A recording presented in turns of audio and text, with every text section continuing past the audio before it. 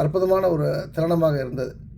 ஏன் இந்த விஷயத்தை நான் வந்து ரொம்ப புலகாங்கிதம் அடைந்து நான் பேசுகிறேன் அப்படின்னு சொன்னால், இந்த வாய்ப்பு சக தமிழனுக்கு உண்டா, வேறு யாருக்காவது உண்டுனா இல்லை. இந்த வாய்ப்பு வேறு பணம் படைத்த யாருக்காவது இது சாத்தியப்பட்டிருக்குமானா இல்லை. இந்த வாய்ப்பு என்னை விட அறிவார்ந்த மக்கள் கோடிக்கணக்கான பேர் இந்த பூமியில் உண்டு, அவர்களுக்கு கிடைச்சதானா இல்லை, எனக்கு கிடைச்சிருக்கு. அதற்கு மிக முக்கியமான காரணம், எங்கேயும் நான் சோர்ந்து நின்றுல, தொடர்ந்து பயணப்பட்டேன். நான் திரும்பவும் வந்து எனக்கு ஒரு இலக்கு முதல்ல உண்டு. அந்த இலக்கை நோக்கி தான் நான் வந்து பயணப்பட்டுட்டு இருந்தேன். நடுவில் வந்து அந்த இலக்கை அடைவதற்கு சில ஷார்ட்கட்ஸ் வந்து நான் யூஸ் பண்ணிக்கிட்டேன்.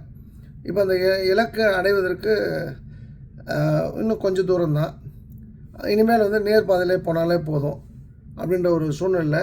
அந்த பாதையை தேர்ந்தெடுத்த பிறகு பார்க்கின்ற எல்லோருமே பலசாலிகளாக, என்ன சொல்கிறது, செலிப்ரிட்டிஸாக, முக்கியமான மனிதர்களாக சமுதாயத்தில் தான் இருக்காங்க.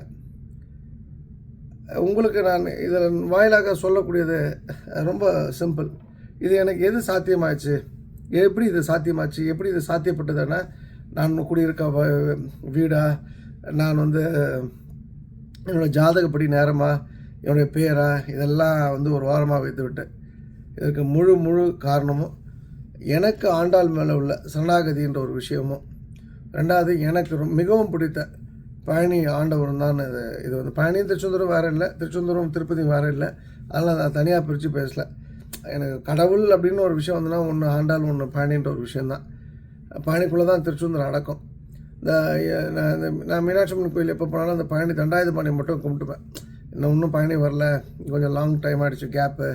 எதுக்குன்னா, உனக்கு அவரை பார்க்கும்போதெல்லாம் எனக்கென்று நாடு, எனக்கென்று மக்கள், எனக்கென்று கொடி அப்படின்னு ஒரு சினிமா படத்தில் இருந்த ஒரு டைலாக் தான் ஞாபகம் வரும்.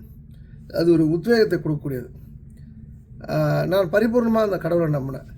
சரி, கடவுளை நம்பாதவன் அவன் வர முடியாதனா வரலாம். கடவுளை நம்பினவும் உயிரோட இருக்கான், கடவுளை நம்பாதனும் உயிரோட இருக்கான். கடவுளை நம்பினவும் ஜெயிக்கிறான், கடவுளை நம்பாதனும் ஜெயிக்கிறான்.